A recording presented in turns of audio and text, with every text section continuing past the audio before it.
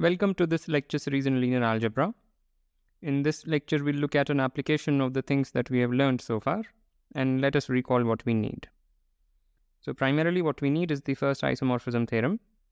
And what does it say? It says that if we have a linear map from a vector space V to a vector space W, then we can factor it out into two parts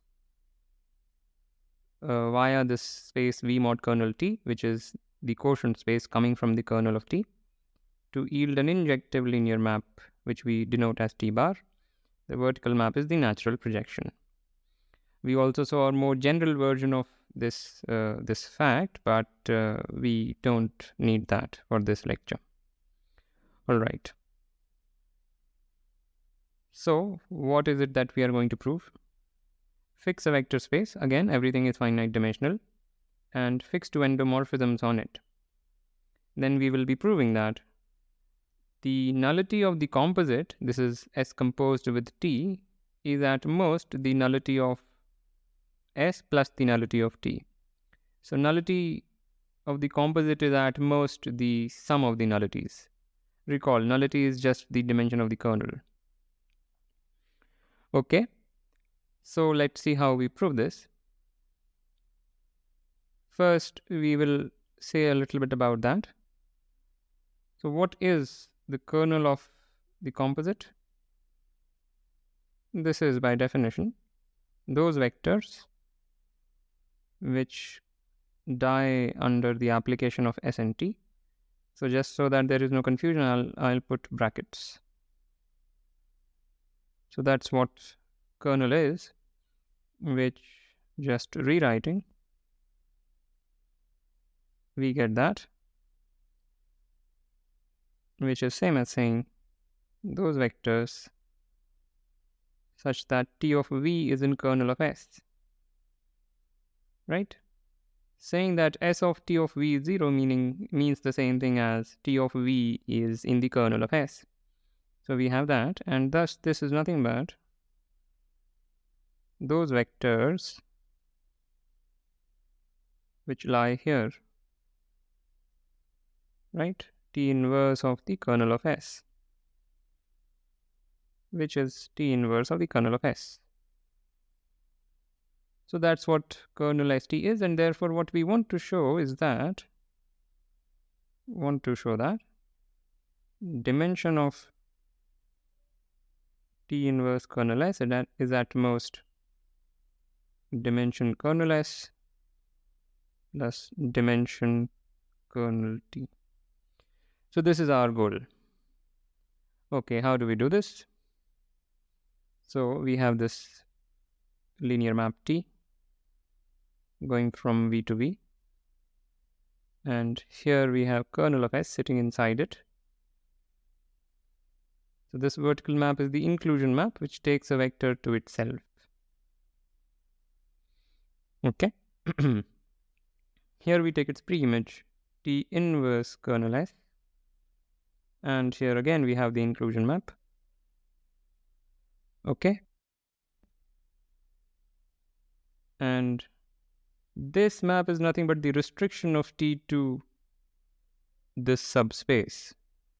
Maybe I'll write it a little better.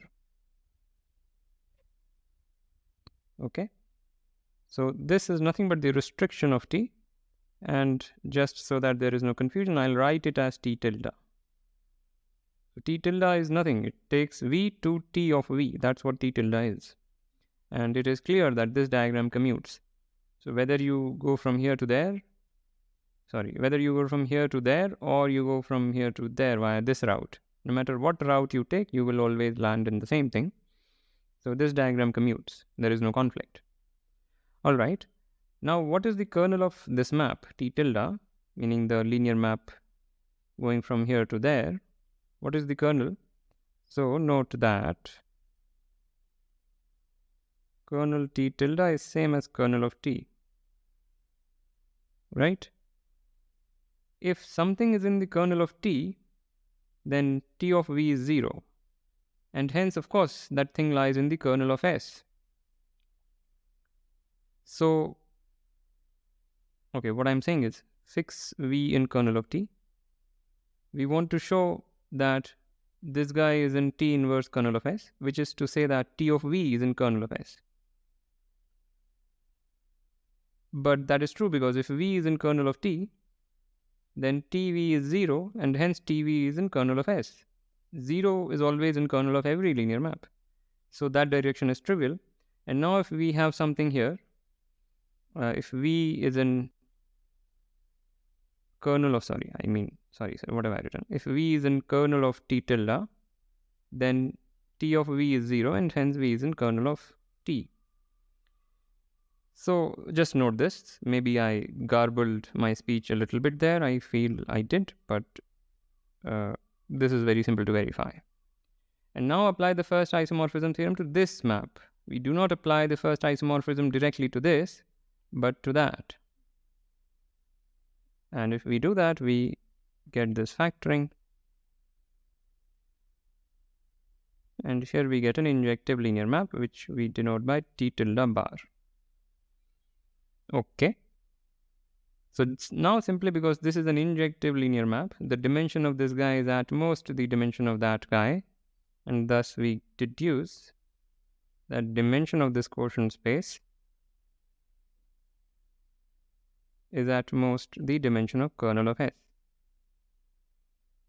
But what is the left-hand side? The left-hand side is dimension of T inverse kernel of S minus dimension of kernel of T less than equal to dimension of kernel of S. And if you just rearrange these things, you get the orange thing, which is same as the red thing. That is what we wanted to prove. So that's it. That's a very nice proof of this fact. And I think this is all that I wanted to discuss. So just be mindful of these little maneuvers. If you directly apply the rank nullity here, you will not get anything of this sort, of course. It will not even involve the map S. To involve S, we had this. But even before applying, even coming up with all this diagram, we first understood a little bit about the kernel of the composite. When we landed here, then we came up with this idea that maybe it is best to pass to this subspace rather than work with the parent space. Alright, so with that I want to end this lecture. As usual, like, comment, share, subscribe, and I will see you next time.